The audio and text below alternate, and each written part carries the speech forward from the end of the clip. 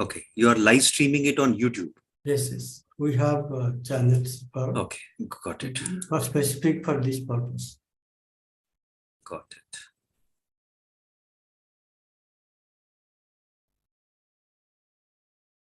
Normally, irrespective of the 2 or 3 years of COVID, sometimes the bandwidth does misbehave. Yes, yes, that happened few times, but okay, we have to do that. So, definitely. In fact, it's Because become better. Our system is this way. It is better. Yeah, at home, for example, I'm using a BSNL. And what these guys have done, and somehow I am still with BSNL. They give me a very good service. The only flip side with BSNL is they don't have these wires in underground conduits. So they have taken these wires and hung it on poles. And so often, very often, the wires get cut. Something happens, some vehicle goes. And then your net is down. And then you are scrambling to figure out how to get it up. But otherwise, the service is great. So everybody is amused when I say I'm still with BSNL. I'm that, very BSNL fan. Yes. In fact, I have a BSNL connection since the last 27 years, and I still continue with BSNL. I vouch for BSNL. Yes, yes. But the problem is they are not reliable. They are working for private. No. Interestingly, for me, in my area, BSNL is giving me excellent service. So, for example, my phone for BSNL in the last 27 years would have not gone conked off more than 5 times or 6 times. Okay, great. In 27 years. So, give me great service that way. Okay, I think let's start. We have 6 people. I think we can start. Total, including me. So I'll be, today the topic is diaspora media, diasporic media, whatever we call. And you have Dr. Abhay Chawla, and who has done work on this area, especially on Mios in Mewat. He has done how they have used new media to create their community, community interaction, so many other issues he has done, and that it was published also by PW, and books are available in Amazon, so you can also have a look. So he's a specialist on media, new media, journalism, and he's also guest faculty in various universities and colleges. So today he'll be talking on diasporic media. So over to you, Abhay. Thanks, Ada. Okay. So you can switch off your video if you want. I think it's perfectly fine. Okay. Before we start, okay, Abhishek, Nirmal, Rehma, and Swadesh. How do I call you Swadesh? Do I call you Swadesh or do I call you something else? Swadesh. Yeah, Swadesh only. Swadesh only? Okay. So I'll call you Swadesh. It's much simpler to call by the first names. As we go along, you can stop me at any moment of time if you have a doubt or if you want to add something. So before we start, when we talk about diasporic media and when we are talking about diaspora, the most important thing that we need to talk about is A, identity, and B, media. So who among you is going to tell me what do we mean by identity? Anyone? What does identity mean? What is identity? Where did Swadesh go? Swadesh, I think, dropped off. Okay.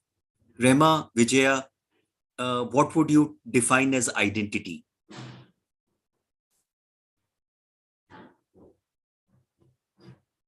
Nirmal? Anyone?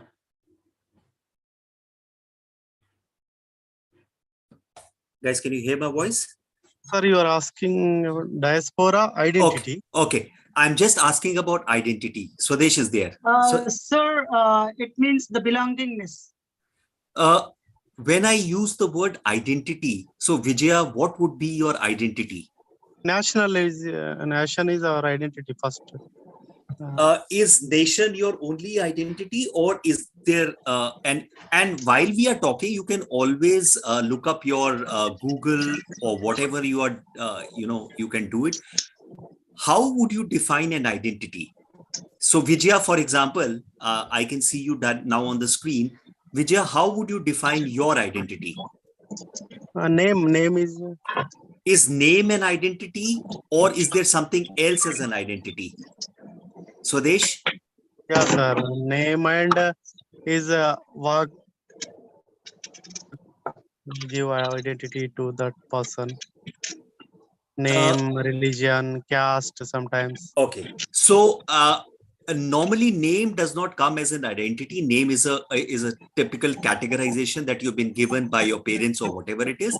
Your Yeah. identity would be typically in terms of religion, your caste, your sex, and every individual has multiple identities.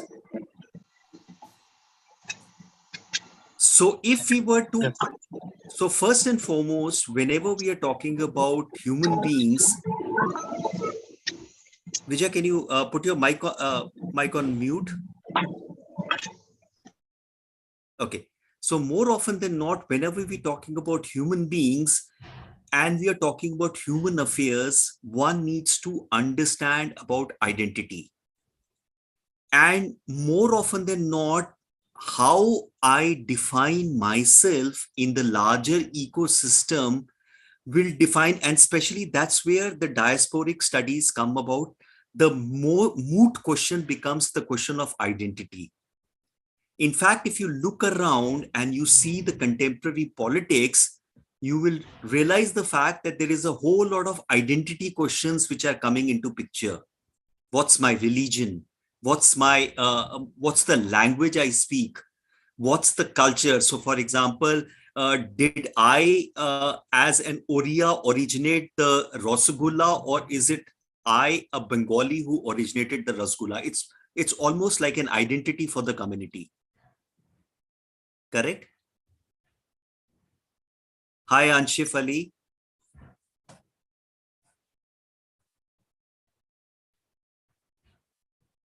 Some characters, individual things of their own. Absolutely. Rehma, you are absolutely right. In fact, you can, if you have a problem speaking, you can put it in the chat and I can read it out for others.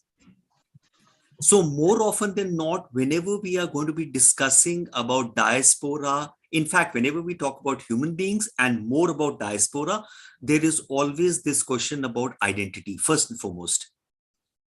Secondly, let's define what is media. So what do you define as media? Anybody? How would you define media? Media is a mode of communication. Media is a mode of communication. It's a tool. Everything that we use for communication actually becomes a media. So today, when I am communicating with you using Zoom and the internet, that's media. And because of the fact that human being is a social being, more often than not, we are always communicating with our fellow beings. There is an intra communication where we are talking to ourselves, and we always want to talk to others. So communication becomes a basic need of human beings. In fact, one of the ways of punishment which is being done is to put a person in isolation, so that he or she cannot communicate with fellow beings. That's a form of punishment. That has always been a form of punishment since historical times.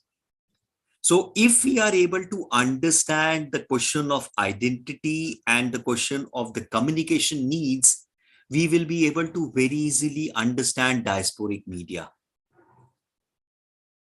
So far, so good.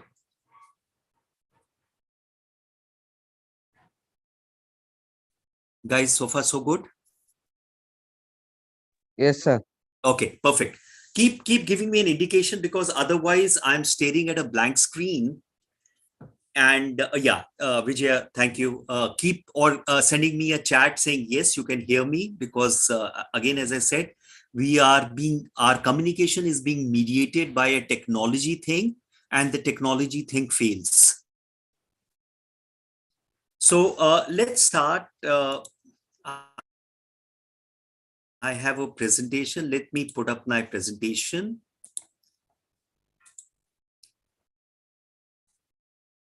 Can you hang on? Wait. Just a sec. It started off with summing up. I was on the last slide. So let's come back.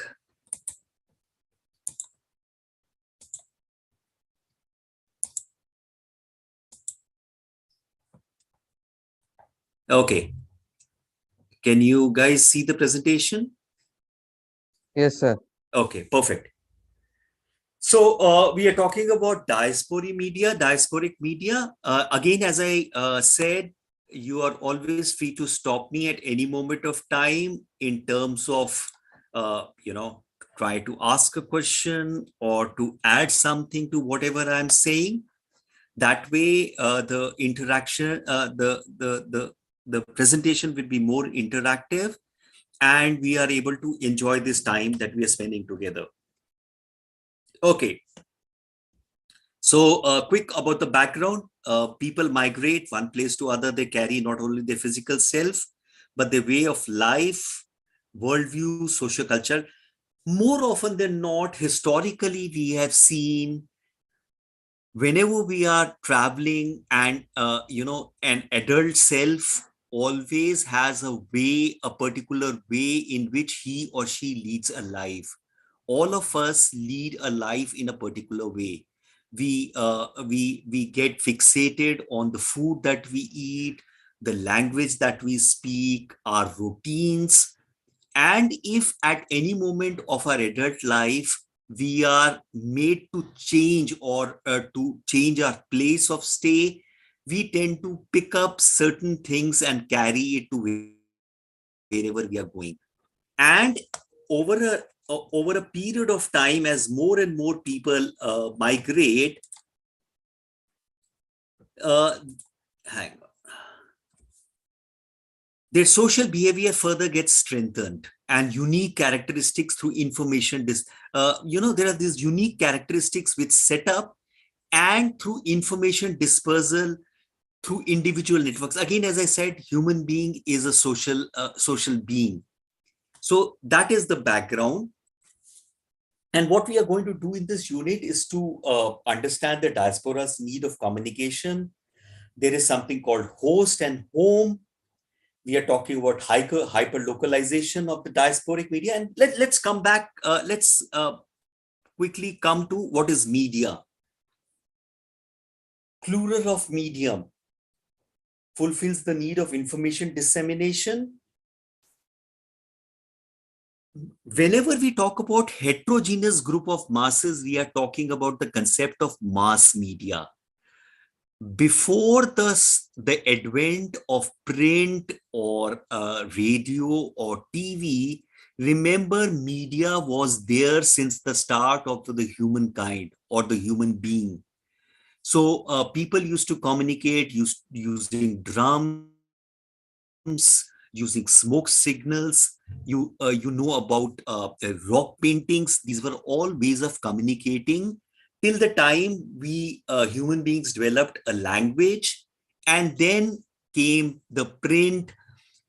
Remember also the fact that before the printing press was invented, people wrote by hand. There were scribes who used to write. So media and the need for communication is as old as the human beings. And the role of media has always been to inform, educate, entertain, and persuade. And why? To create a social, political, economic, and environment awareness. As soon as as people civilized, as societies got formed, institutions got formed, there was a need to a culture people into the institutions. How do we today know what we need to do, let's say on the birth of a new child, or in a wedding function, or when there's a death? This is communicated to us. Hi Vijay, good to see you in a video. And this is how we get through various media sources. So a lot of our knowledge or socialization or acculturing happens to be from, let's say, movies. So today, for example, look at a very interesting fact. There is a North Indian and specifically Punjabi North Indian cultural festival called Karwa Chauth. It's an extremely rural Punjabi. It originated as an extremely rural Punjabi festival. Today, I see a lot of women from various states and various castes and various cultural backgrounds doing Karwa Chauth. In fact, it's acquired some sort of a commercial angle to it, but that's how media tends to educate, inform, and persuade people to do a particular thing.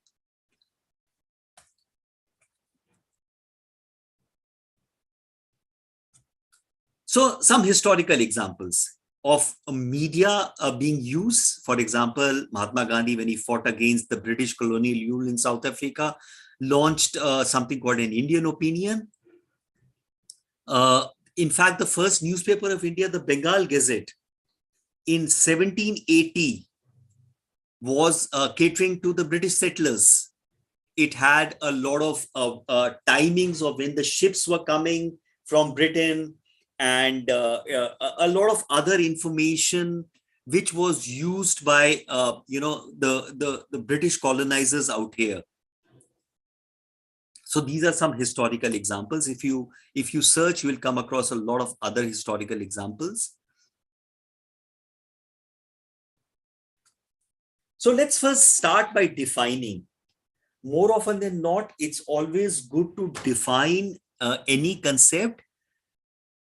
A diasporic media is perceived as the media that are produced by and for migrants. In fact, the term migrants also has undergone change. As we go along, we will see how, and deal with issues that are of specific interest for the member of the diasporic communities. This is a 2012 definition, and I keep quoting whoever has defined it. So various people define various concepts in various different ways. So inevitably, it's always a good idea to start with the definition and who has defined it. Media that are produced by and for the migrants and deal with issues that are of specific interest for the members of the diasporic community.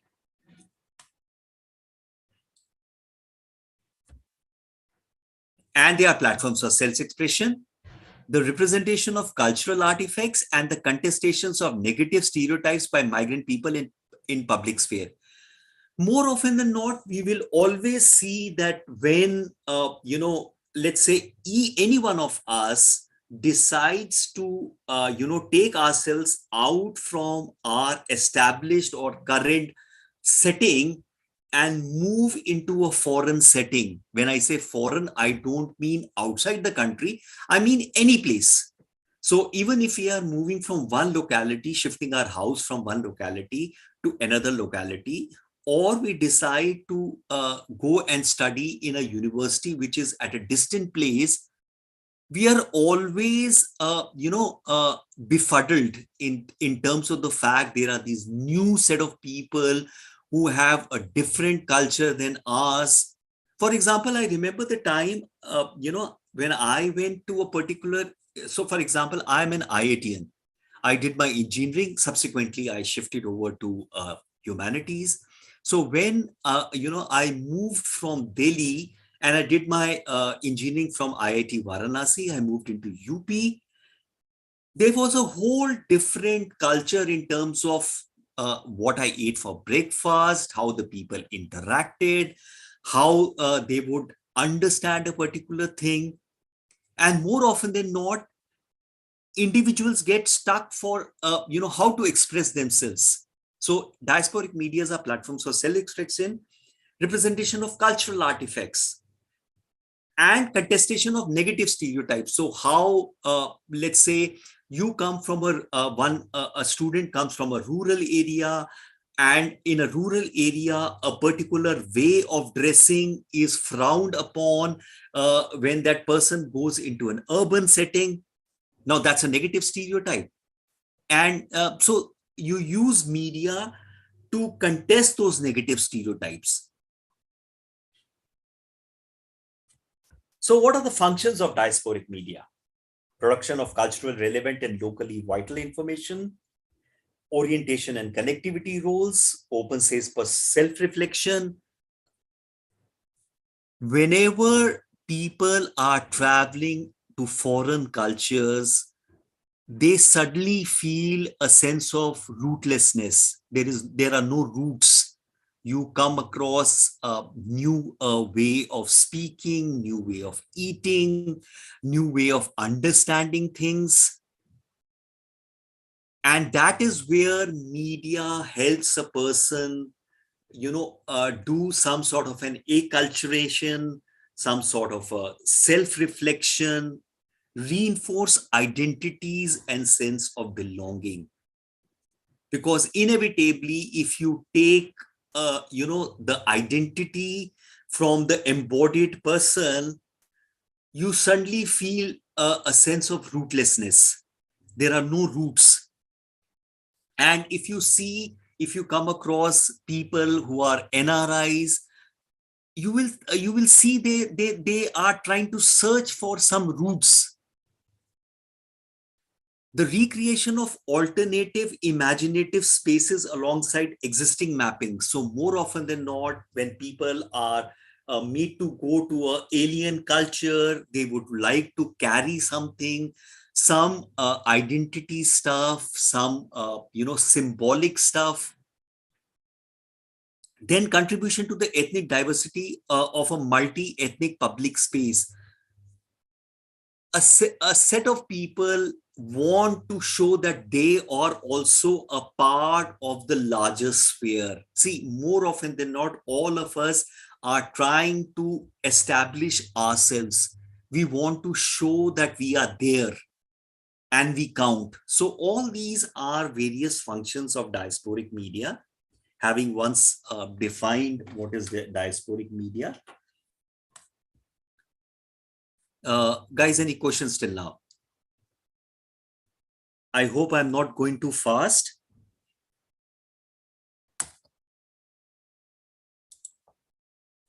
Guys, I hope I'm not going too fast. Yes, sir. Okay, I'm not going too fast now. Yes, sir. Yes. Okay, perfect. So again, as I said, at any moment of time, you feel like adding something or asking a question, please feel free to stop. That's the best way to go in a class. And unfortunately, because we are online and cannot see each other, we have to strive a little, the way we operate has to be slightly different. So that is why I keep stopping in between. Okay. A set of network which fulfills the information needs of diaspora and helps them retain vital links with the host and home countries. So now these people who have migrated or moved or dislocated have connections with the host country. So for example, when indentured laborers were taken to Fiji or to various other places, their families were back home. Today, for example, if a boy or a girl goes out for a job, the family is back home. So that vital link with home is always there. But those people or that person is now in a host country. So it's a medium of information, as we talked about, socialization, acculturation, and entertainment, and helps newer groups to participate and become a part of the larger global community. So a person is grappling with a new culture and still trying to find a sense of being, an identity. And that is where, people who move suddenly feel a sense of emptiness because they are trying to grapple with an identity which was at one time there at the home country and now is at a host country, which is totally different from what there was at the home country. In fact, the diasporic media facilitates the diaspora in assimilation, synchronism, and negotiating their identities. Remember, that's how I started by saying if we are able to understand identities, and more often than not, most of us do not start by asking, who am I? We tend to come across an identity much later in life. And a whole lot of people who are not able to reconcile identities are typically the ones who seem to drift apart because they are not able to figure out who they actually are. So, for example, the non-resident Indians are not able to figure out whether they are today, let's say, Americans or are they Indians. And somewhere a lot of these guys, not the next generation, but the first generation who moves, you would see a certain amount of conflict in their behavior, in their sense, because it's a conflict of identity. And especially today, in the wake of globalization and re-territorialization, these things become all the more relevant. Because today, if you see, there is another new thing which has happened. Earlier, the diaspora used to typically be, let's say, British came over to India, took a lot of people as slaves earlier, then as indentured labor, and they were forced to move. Today, in today's globalized time, a lot of people move because of opportunities. So the whole concept of diaspora itself has become greatly complexed. In fact, today with digital happening, we have something called digital nomads. People who are not willing to stay at one particular place.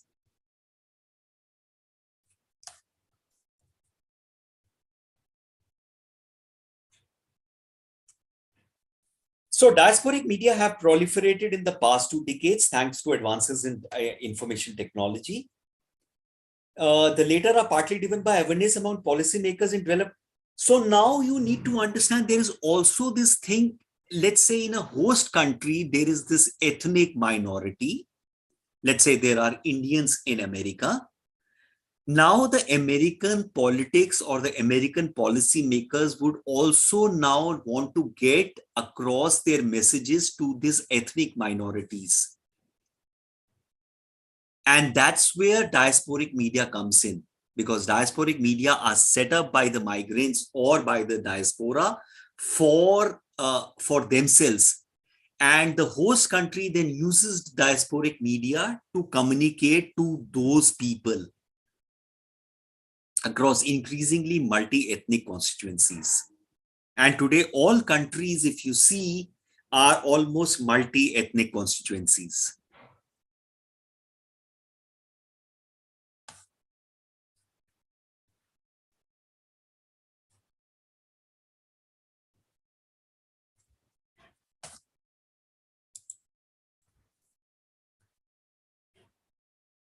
The psychological and emotional needs is stronger because the strong sense of belonging and identity. So more often than not, it's something like this. If some of you, let's say, who are staying in Telangana, come to Delhi or come to a northern India states, more often than not, you people from Telangana will tend to come together because you are now in an alien place. Delhi is an alien place for you. In spite of the fact Delhi and Telangana fall in the same country, but our country also is so diverse and so multicultural that people from Telangana who come to Delhi will tend to, stay together. And more often than stay together, you will use media to communicate with each other. Because you are now in a different culture, your sense of identity, your sense of self-expression, etc., etc., etc. So, and although human migration has been an ongoing process, and if you know anthropology, more often than not, human beings evolved in Africa, moved all around. So migration has all along been there. But we tend to diaspora studies started much later. It was the imperial diaspora who shared a direct link with the diasporic media. So as the imperial diaspora and as colonization took place, the English, the French, the Portuguese, the Spanish, as they went about making colonies, they were the ones who started communication back home.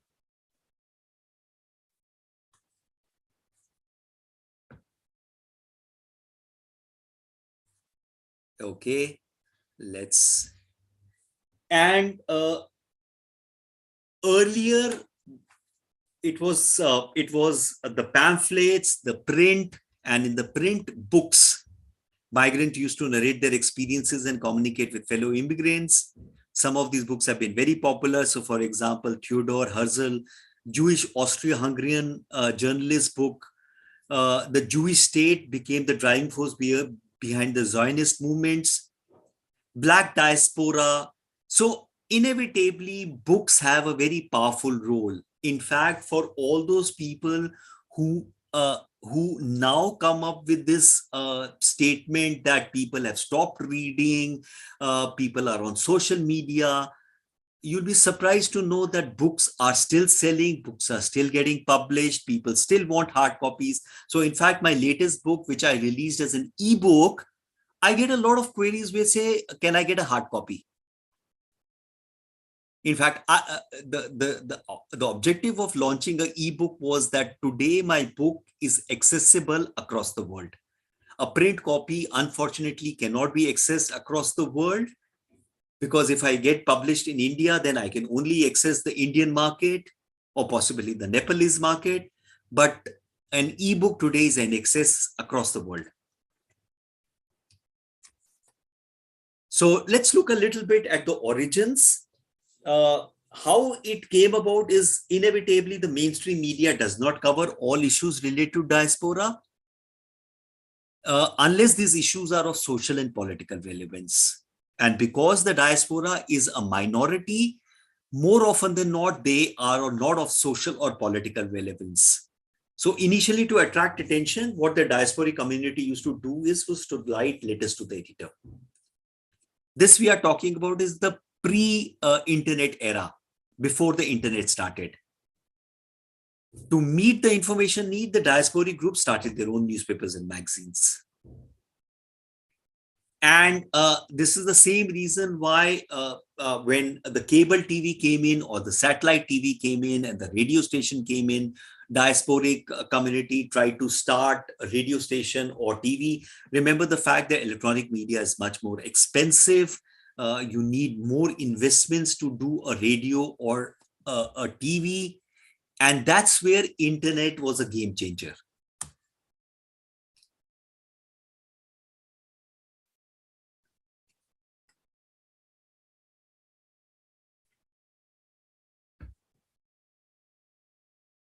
So now the diasporic media was fine in terms of communication, but they were not getting the visibility for a simple reason, because they were a minority.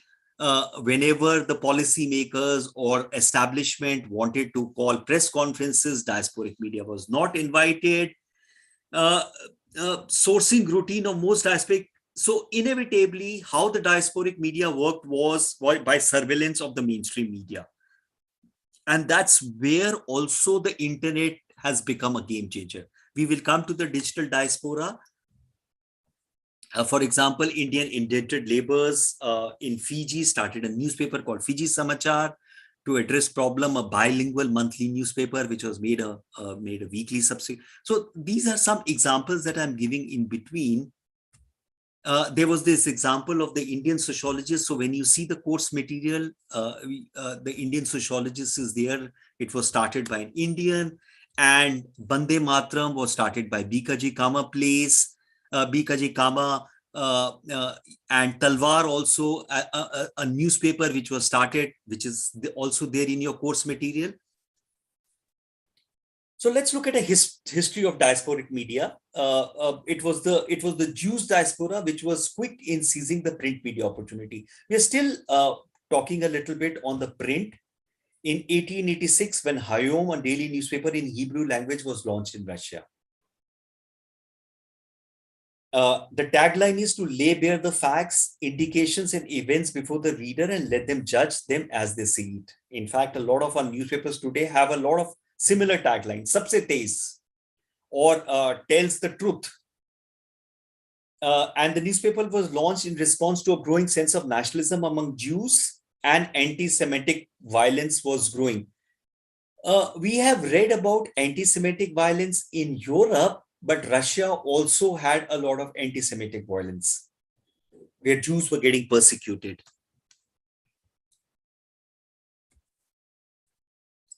Now, the earliest case of media was writing letters and sending photographs or making expensive, when phone came much later.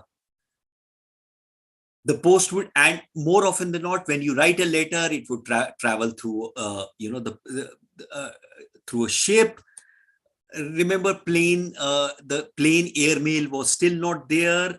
A lot of time involves cost, and there was a risk of getting lost or confiscated in case of refugees.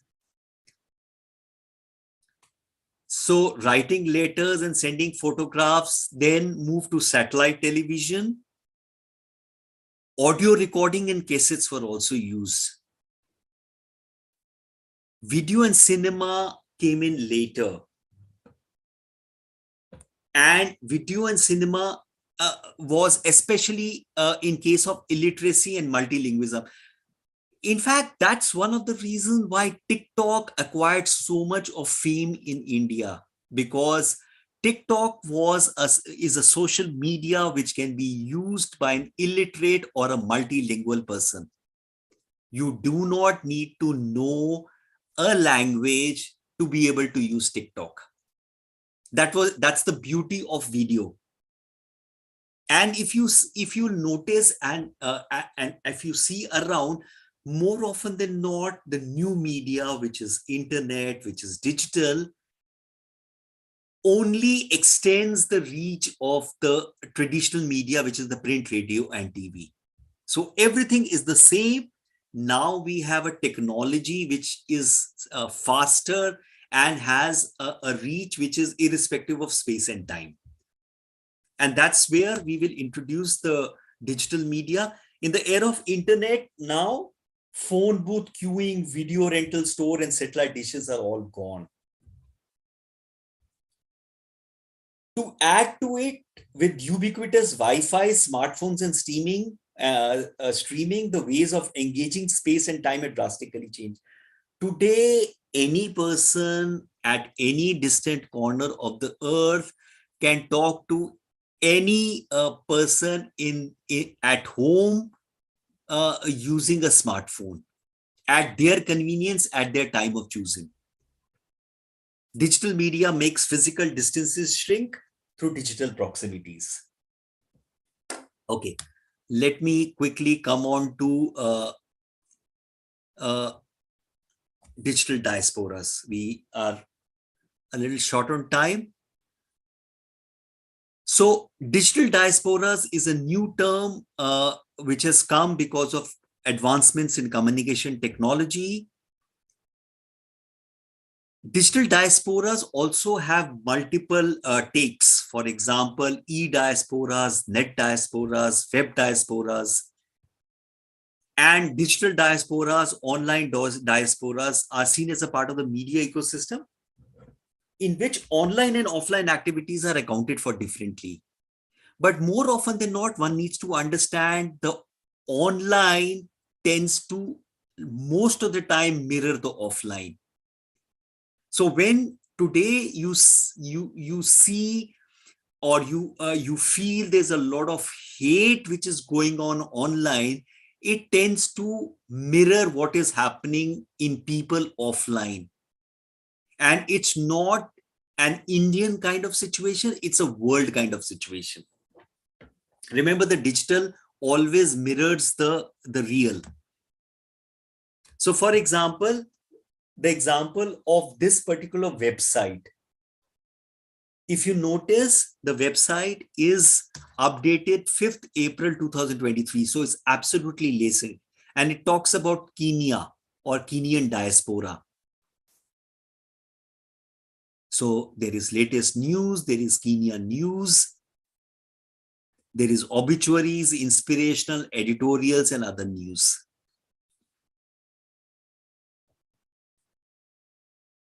So this is an example of a digital diaspora or a web diaspora or an online diaspora, depending on whose definition are we saying. Digital connectivity has transformed privileged terms of spatiality, belonging, and self-identification.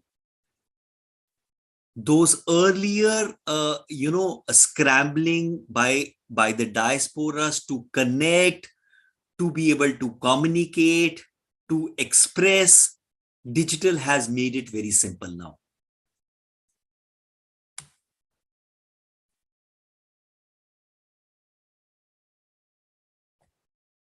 New possible cartographies to map the self in relation to an increasing complex patterns of globalization and localization. Remember, today, no longer does diaspora or migration happen because of forcefulness, slavery, or indentured, or by armies moving people. A lot of migration happens out of opportunities. Today, a lot of youngsters are almost global citizens moving from one country to another in search for occupation, while avoiding closures and negative effect of identity politics. It allows different scripts to be envisaged for politics of emotion, understanding of motives, nature, and impact of migrant experience. So think about it today with a messaging app like WhatsApp. In spite of the fact that I am sitting in, let's say, Canada, I could be speaking, if I was a youngster and I'm working in Canada, I could be speaking to my parents 5 or 6 times a day. It's almost like I am in their house. I'm just working somewhere, but I'm in their house. The possibility for negotiating multiple beings. So you are, and more often than not, all of us are negotiating multiple belongings. So here I'm belonging to a host country, I'm belonging to a particular organization, I'm belonging to a particular society, and I've got a home country where my belonging is with my relatives, my parents, etc.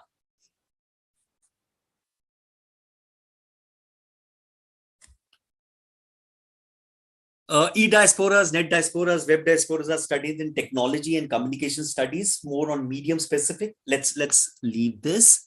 Let's leave this. There are new terms which has come in because of digital diasporas. So there is something called ye diasporas, are studied in relation to young migrants and the way they construct communities of belonging online. Remember the fact that at each age, a sense of belonging is totally different. More often than not, we have also seen that children are more easily adjusted to a new surroundings than the adults, because adults get set in a particular way of life. Youngsters are much more malleable that way. However, Donna in a 2014 studies talked about concept of ye diasporas. And besides that, there is something called a beach diasporas. Communities that become diasporas without crossing international borders, such as Russian speakers living in post-Soviet republics after the collapse of Soviet Union. or Turkish minorities in Thrace, Greece, as a vestige of the Ottoman past. So they are called beach diasporas. These are Turks who never left Turkey, but they are Greek citizens following the formation of a new nation. And that's why today, in this particular situation, there is a whole lot of changing in terms of how we understand diasporas itself and about the concept of identity and belonging.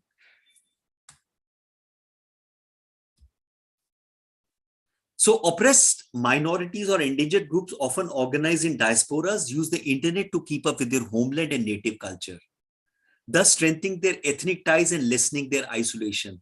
In fact, you'll be surprised the fact that a lot of non-resident Indians in America seem to be more traditionals than the Indians living in India.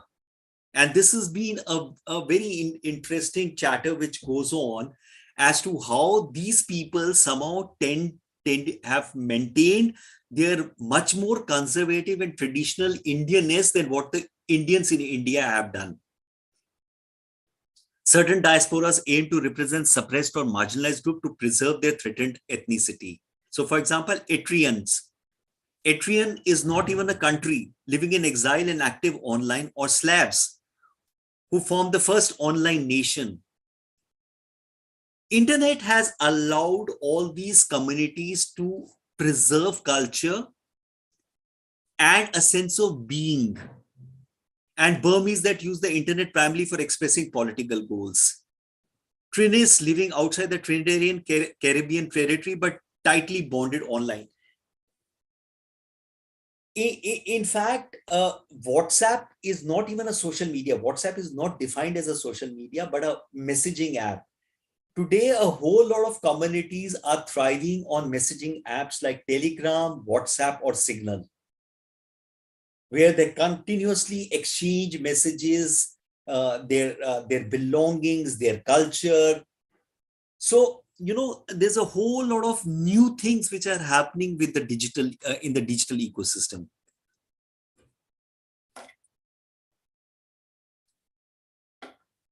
Iranians and Turkish Kurdish migrants in Netherlands reinforce their geographical identity rather than become more deteriorized. So let's look at an example. Let's move further. Endangered of can recreate.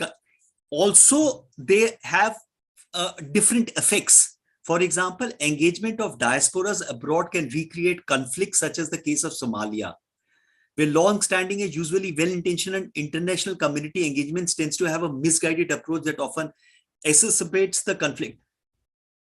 We are seeing a lot of NRIs who seem to be giving advice to Indians about Indian culture. These are people who are foreign nationals, who have American and European citizenship. They are diasporas, and they tend to be giving advice and almost pushing the national politics into particular directions. Similarly, Somali diasporas played a complex conflict in their homeland. Now, with the internet and the fast moving of information, influences can work both ways. See, internet is not a single flow medium. Unlike print, radio, and TV, which are single flow, internet flows both ways. So today, for example, the national politics tries to influence the diasporas to be able to get the messages back home. It's a very interesting thing. And it's not just India, it's across the world. We are seeing how that engagement with diaspora is happening because of the advent of internet and digital media.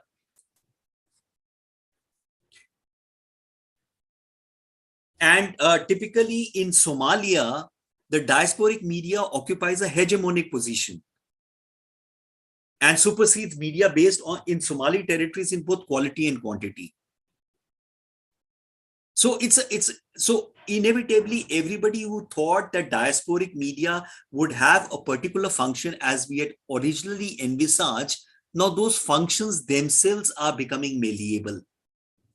So today the American diasporic media or the European diasporic media, Indian diasporic media is also trying to influence the national politics in India, which is it's how the functions have changed. Internet allows for creation of elastic political space, which can serve and extend as well as expose the limits of territorial sovereignty. In this sense, digital media change what diaspora means for people and nations. So initially, the way diasporic media was conceptualized, digital media has changed all that. So diasporic groups are now in touch with the homeland in ways that were not possible for classic diasporas. And the whole concept has turned on its head. So there are various studies. Bernal has done this study in 2014. Equally new forms of digital securitization are introduced that use system of surveillance and control. So more often than not, the digital, which is also used in speeding up communication, is also used as a method for surveillance. And if you were to look at, the narrative of a Western, imagination, then it becomes a potential threat to Western democracy. Therefore, monitored through databases and biometrics in order to link national security to migration and international terrorism. So that's also a new thing which has happened because of the coming of digital in diasporic media. Okay, we are almost out of time. Let's quickly look at diaspora and media impact, importance for the dynamics of the state and economic flow, but also the role of political influence. Can easily participate in conflicts in the homeland and live their politics remotely. So this 1992 study by Anderson, and we are seeing this. We are seeing this in respect to India. We are seeing it in respect to Burma. We are seeing it in respect to multiple countries. Long distance nationalism, meaning in part the conservative influence that national party can have on diasporic citizens. So we are seeing this. Let me quickly. Then there is the concept of home country diasporic media. So now, typically, instead of a diasporic media established in the host country, you could also have a home country diasporic media. Crucial role in economy in the home country through remittances, their role came to be increasingly recognized and began finding a place in local media. So today, for example, there was this news item in Canada of certain students from Punjab who had gone there through some agents onto some universities, which turned out to be fake. And now the Canadian government is planning on deporting these students. Now that is becoming an issue in the local Punjab media. So, relevance of home country in diasporic media becomes, that has also happened. For example, Indian states like Kerala, Punjab have a large number of overseas citizens that contribute to state's economy. And then they become an important constituent in the social and political life of the states. Okay, let's move this. And now we are grappling with the concept of global. There is a globalization process which is happening, and there's a hyper-local diasporic media which is coming about. Diaspora itself is so fragmented, and media today, especially with the coming of social media, has become so fragmented that there is hyper-local diasporic media. So let me give you an example of hyper-local. This is what is called a hyper-local. How China's hottest social media app turned Dusseldorf into a foodie destination. Chinese from across Europe are logging into this app and coming to Dusseldorf thanks to this app. The app is called, I don't know how to pronounce it, Zongshu, has inspired a wave of travel by Chinese diaspora in Europe to unexpected destinations like Dusseldorf in Germany in the quest to find Chinese food. This is extremely hyper-local. A place, a particular cuisine or a type of cuisine, and people are traveling across.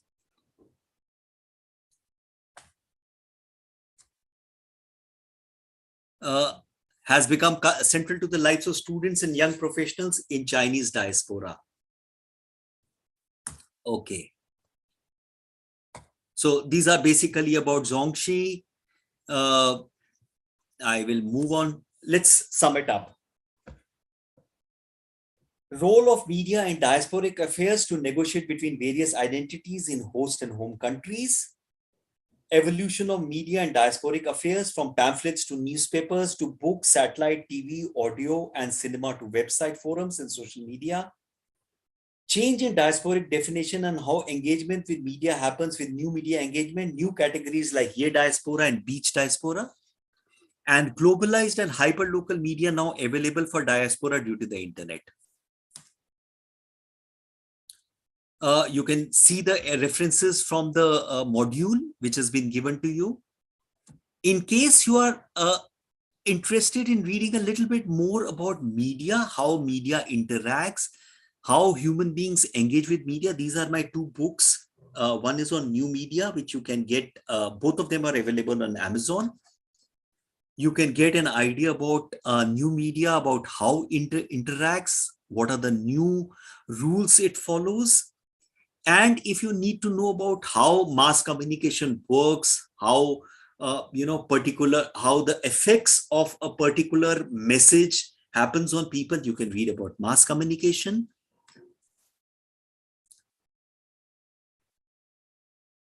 I think I'll stop here. Any questions? We've already exceeded time. I am in case you're on Twitter, you can follow me on my Twitter handle. I'm putting it in the chat. Any questions?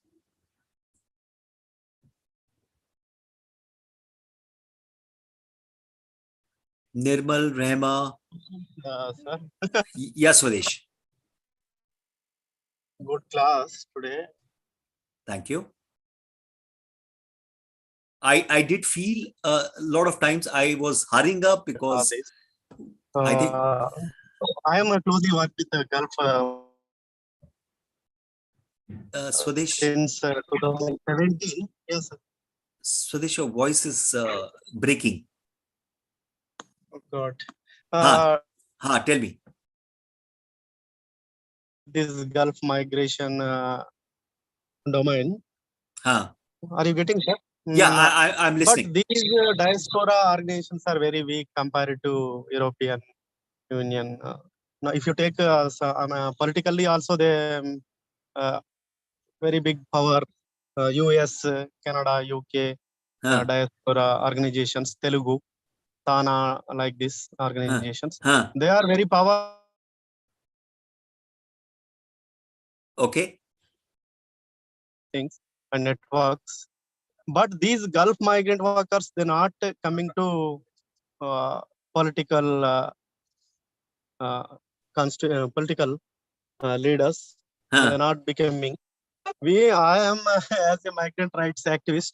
This assembly and it's a political. Don't take very. So Swadesh, why are they not doing it in the Gulf? Coming elections, we are getting some seats from these political parties to our leaders, Gulf migrant workers, and you are like me, activists and union leaders and returnee migrants. They also coming forward to contest in the assembly and parliament elections. This happens, sir. US and UK, Canada. That people only coming. They were putting NRI after that name. They coming into politics, but these Gulf migrants and why do you think they are not happening in the Gulf? Is the Gulf states, not allowing migrants to come together as groups. Is that the case? Yeah, sir. But these diasporas are not strong, politically not strong.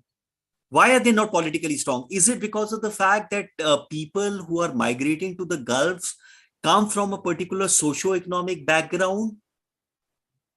Yeah, sir. Gulf is a temporary migration, that also one cause. So that And could they be the don't have case. green cards and H1B1 visa. So that could be the case. So Yes, so Sudesh, that's what I will see. That's why I started to talk about identity, because identity becomes a very important keyword in whenever we talk about diaspora. And then the media is a way to facilitate that identity question. Yes. Okay, Swadesh? Yes, sir. Okay, great. Any other Thank you, question? sir. Any other question? Rema, Vijaya? Sir, regarding participation of Gulf migrants in politics, I totally deny what Mr. Swadesh has said. Okay. Even the Gulf migrants, they are much involved in. But the thing is, here, since we don't have citizenship, we cannot claim for. Along with that, here not allowed to organize any political associations or any kind of associations. But still, there are many associations that are functioning unofficially. But even the political groups also are there. If you see to the Europe, in Gulf, they are more active for the rights. Okay. That's one thing. Then regarding the Canadian universities, as you said, they are planning to send students back. Like for Indian certificates, like Indian universities, if they are like last time, some of the engineers, they have lost jobs because their engineering degrees were they don't have NBA accreditation. So that's why they have lost the jobs, but they found some other jobs. So Indian government is still working on it and nothing has happened. So there are so many, like for example, even the IGNU, it has a branch everywhere, but the certificates acquired from these universities are not recognized either in private or government. So there are so many issues. Just I'm sharing my no, absolutely, Vijaya. There is no question, more often than not, perfectly fine, Vijaya. More often than not, these are all perspectives that we share. When we share perspectives, all of us tend to gather certain things from perspectives, and these perspectives in media are the way we are then understanding situations. So Swadesh could also be right, you could also be right. You are looking at it from different point of view. Swadesh, Vijaya? Yes, sir. I got it. Perfect. Thank you. Perfect. And as I said, but now how to work on that, you have to tell. Work on what? To make these people involve and legally how they can involve in this, we cannot change the policies which GCC countries are having. Correct. But there can be certain amendments. Correct. So how we can ask a government to amend the policies? So more often than not, Vijaya, this is a very complex question, and I don't think so I am the right person to be able to answer you this question. More often than not, these are complex negotiations between, and there is a certain amount of politics involved in terms of how you are interacting with, the policymakers in India. Let's say the External Affairs Ministry or the Home Ministry, or influencing governments to push those governments into allowing that thing. These are complex negotiations. More often than not, people in the host country also work out with the local politics and the local politicians and local policymakers to try and move things forward. This is not, there is no set way things work out. These are complex negotiations, and more often than not, people who are there working out there or interacting know the best way to go about it. Vijaya? Okay, sir. Noted. So more often than not, as you are going through this course and you are, meeting people, there are new thoughts which come across. So for example, a diasporic media which talks about these issues could be used as an influencing media for the host country politicians and for the home country politicians discussing such issues. Digital, in fact, becomes a very interesting two-way tool, or in fact, it not only does a multicast or a broadcast to multiple constituents, it can also narrowcast to specific constituents. Vijaya? Yes, sir. I'm with you. I'm listening. Okay. Any other question? So I have already typed in case you are on Twitter, you can follow me on Twitter. I have shared my books. My books are there on Amazon. In case you want to read a little bit about media, get a basic understanding on media. And in case there is no question, then we are already out of time. We can close the session. Sada, can we close the session? We'll close now. Okay. Thank you so much for very interesting talk. Okay. And thank all the participants, our students, for interacting so well and bringing more issues, in fact, to make it more exciting. Thank you all. Wonderful. Have a